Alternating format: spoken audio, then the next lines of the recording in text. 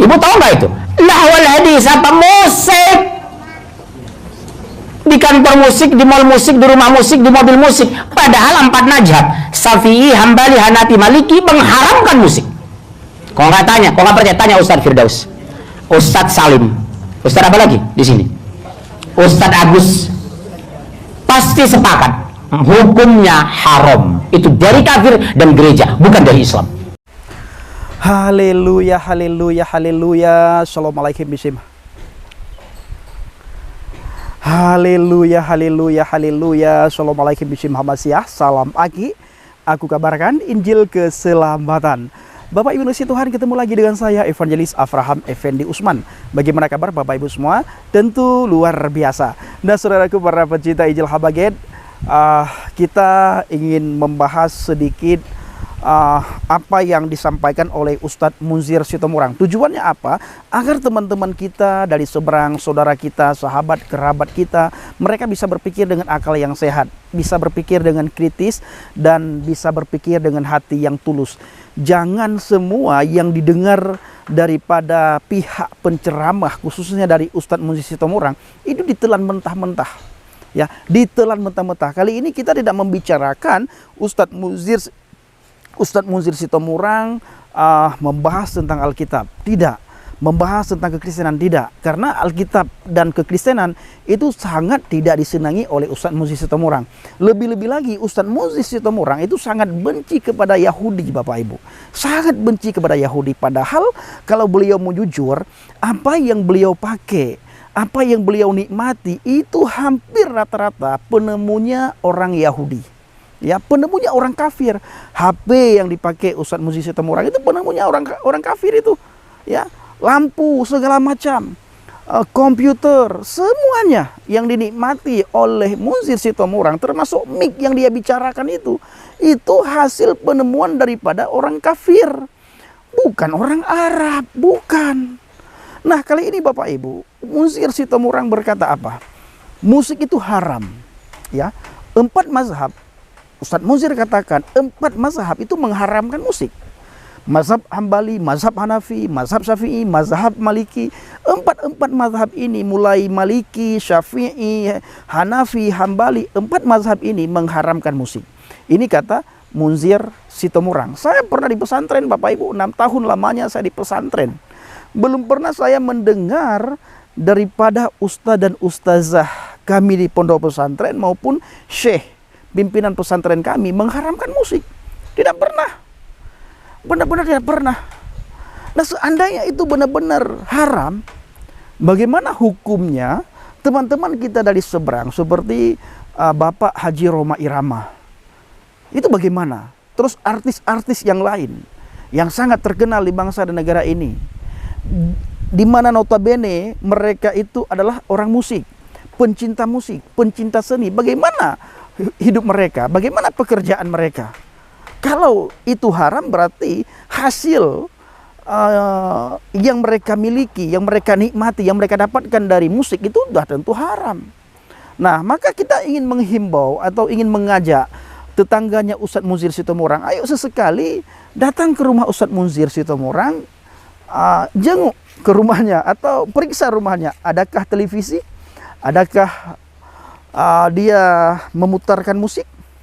Ya, coba sesekali Bapak Ibu yang tahu rumah Ustadz Munzir Sitomorang, intip ke rumahnya, intip sesekali ke rumahnya. Apakah memang benar-benar Ustadz Munzir Sitomorang tidak ada TV di rumahnya, atau tidak ada dia dengar sesuatu hal dari berita-berita dari media sosial seperti YouTube dan lain-lain?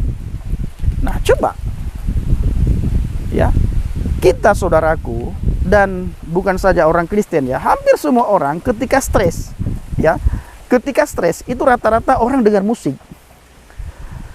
Ya, itu kebanyakan orang ketika stres itu larinya ke musik. Dengar lagu, dengar pujian, apalagi siang-siang ketika mau tidur itu kebanyakan orang rata-rata memutar lagu sendu.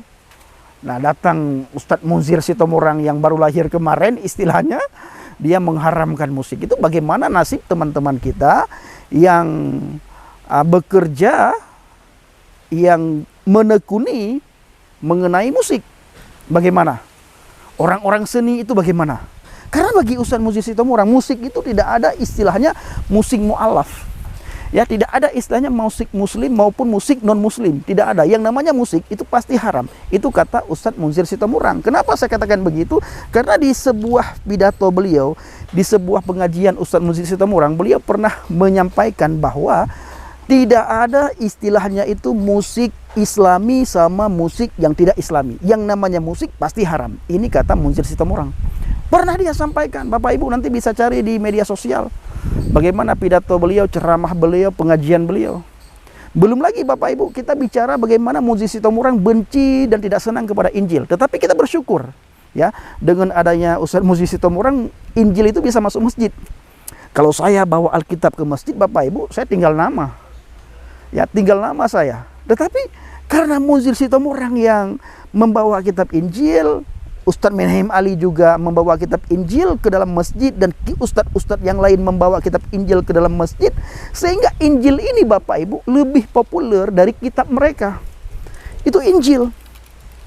Tanpa mereka sadari, mereka telah mempromosikan kitab sucinya kita, Bapak Ibu. Jadi kita tidak capek-capek mempromosikan kitab suci kita kepada mereka, karena mereka sendiri yang mempromosikan kitab suci kita, Bapak Ibu. Jarang sekali seperti Menahem Ali, Muzir Sitomorang, Nababan, lebih-lebih lagi ya. Siapa lagi? Kainama. Mereka membahas kitab sucinya, jarang. Dan yang lebih lucunya saudara, para alim ulama tidak pernah menegur mereka. Seperti ada pembiaran di sini. Tidak pernah mereka ditegur. Alkitab mereka bahas di masjid, mereka bahas di musala, mereka bahas di surau. Tidak pernah ditegur. Tetapi bagi mereka Alkitab itu sudah dipalsukan. Sekalipun Alkitab yang mereka bahas itu, ayat-ayat yang mereka bahas, mereka tafsirkan menurut udelnya mereka. Itu terserah. Yang paling penting adalah kata Alkitab apa Bapak Ibu? Firman Tuhan yang kita ucapkan itu tidak akan kembali dengan sia-sia. Pada suatu hari, teman-teman kita dari seberang yang mendengar apa yang diperdengarkan oleh Muzir Sitomorang mengenai Alkitab, itu akan bekerja. Kalau hati mereka terbuka, pikiran mereka terbuka, suatu saat mereka akan ingat, oh Muzir Sitomorang pernah menyampaikan ayat ini. Cuma dia mempelintir, ya, menafsirkan menurut udelnya. Tetapi ketika Roh Kudus bekerja, Roh Kudus menjamah hatinya, pikirannya, Roh Kudus membukakan apa yang terselubung dalam hatinya selama ini, menyingkapkan semua yang terselubung, orang tersebut akan sadar ternyata saya selama ini dibodohi dan dibohongi oleh ustadz-ustadz yang suka mempelintir Alkitab. Tetapi pada hakikatnya mereka mendengar Alkitab pada ustadz-ustadz tersebut, Bapak Ibu. Itu belum lagi mereka mendengarkan Alkitab dari Injil Habaget, dari teman-teman, dari para apologet, dari teman-teman yang lain, dari hamba Tuhan, dari pendeta. Ya. Nah, ini dia saudaraku, sama dengan saya dulu Bapak Ibu, bagaimana kebencian saya terhadap kekristenan, sangat benci. Bencinya luar biasa saya kepada kekristenan, kepada Alkitab. Kenapa? Karena hati saya, mata saya, pikiran saya itu masih terselubung, belum dibukakan oleh Tuhan, belum ada penyingkapan. Kapan penyingkapan itu ada? Kapan penyingkapan itu terjadi? Ketika saya mulai membuka sedikit ruang hati dan pikiran saya serta pendengaran saya terhadap firman Tuhan. Waktu itu saya cari di Google, saya ketik Bible. Ketika saya ketik Bible, muncul satu ayat, Yohanes 14 ayat yang ke-6. Akulah jalan, kebenaran dan hidup. Tidak ada seorang pun yang datang kepada Bapa kalau tidak melalui aku. Begitu saya membaca ayat tersebut, langsung detik itu juga apa yang terselubung dalam hati dan pikiran saya selama ini Tuhan bukakan, Tuhan singkapkan. Oh, kenapa dia berani berkata, akulah jalan, kebenaran dan hidup. Tidak ada seorang pun yang datang kepada Bapa kalau tidak melalui aku. Siapa dia ini? Kenapa satu-satunya manusia yang berani berkata seperti itu hanya Yesus? Sementara ada banyak nabi dan rasul yang harus saya imani. Terutama sekali 25 nabi, 25 rasul itu wajib kami imani. Bahkan kami harus hafal itu nabi, nama-nama nabi yang ke-25. Yang terakhir itu adalah Khatimul Anbiya Nabi Muhammad SAW. Itu nabi yang saya imani dulu sebagai Khatimul Anbiya. Nah, saya berkata, di antara 25 nabi, 25 rasul yang wajib kami imani, yang harus kami ketahui, dan yang harus kami hafal, itu tidak ada satupun nabi dan rasul yang berani berkata seperti kata Yesus.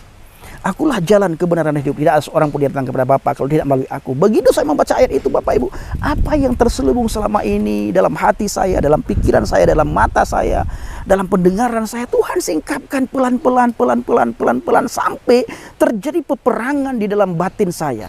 Di dalam pikiran saya terjadi peperangan. Tidak mungkin Yesus ini, dia Tuhan. Selama ini saya usir, saya hina dia, saya caci maki dia, saya olok-olok dia. Nggak mungkin dia Tuhan, dia kan manusia biasa.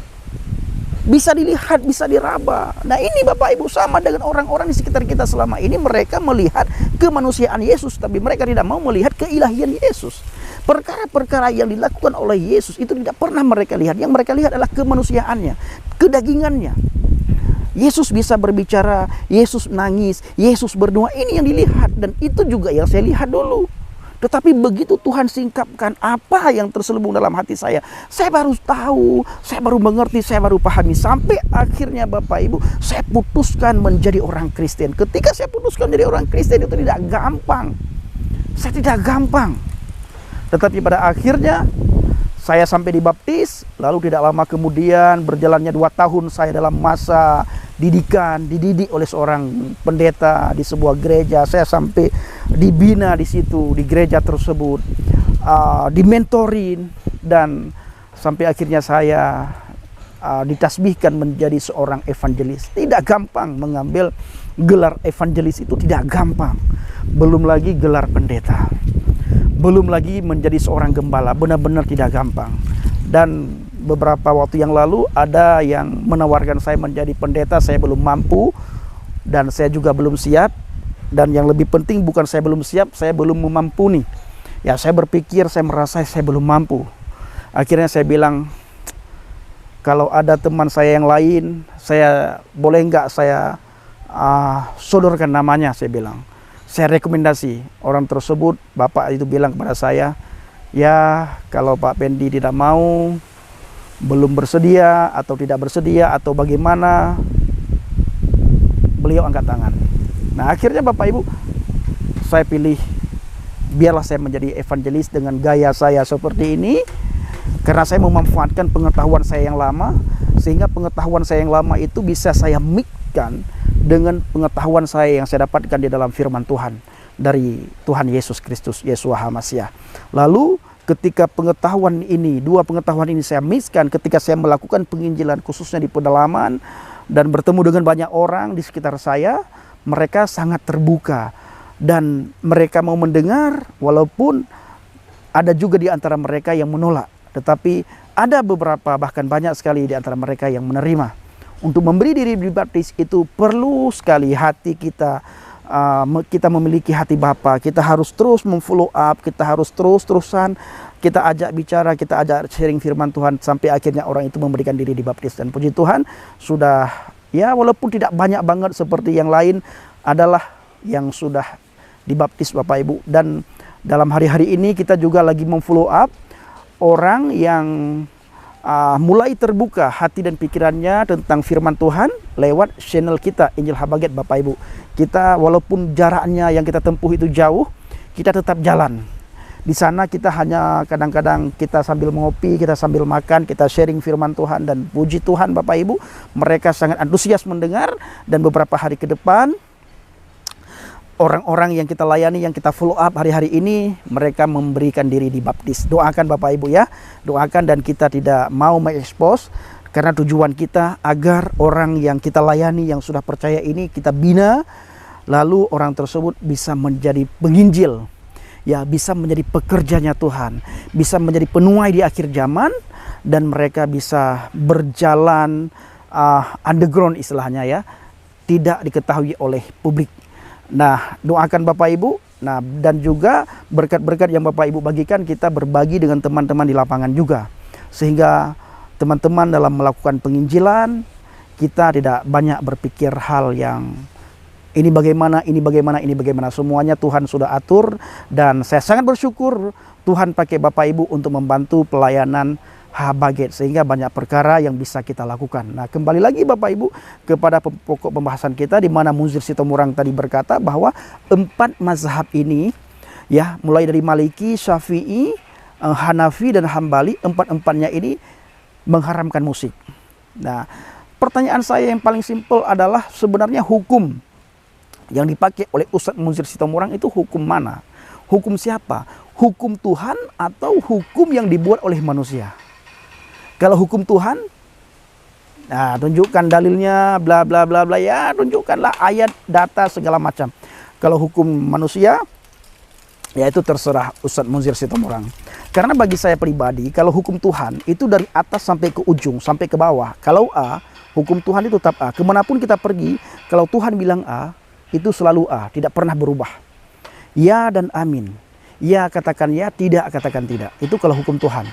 Hukum Tuhan itu kalau dari atas itu haram, sampai ke bawah dalam keadaan apapun, dalam keadaan bagaimanapun, tetap itu haram, tidak boleh. Tetapi kalau hukum manusia, ya tergantung situasi. Dalam keadaan genting, tidak apa-apa. Dalam keadaan terdesak, tidak apa-apa. Tetapi bila tidak terdesak, ya hukumnya berdosa, haram, bla bla bla bla bla bla. Sama dengan musik ini, ya. Ini pasti bertentangan ini karena banyak juga ustadz dan ustazah suka musik. Itu bagaimana mereka itu? Bagaimana kehidupan mereka? Bagaimana amal mereka? Bagaimana kebaikan mereka?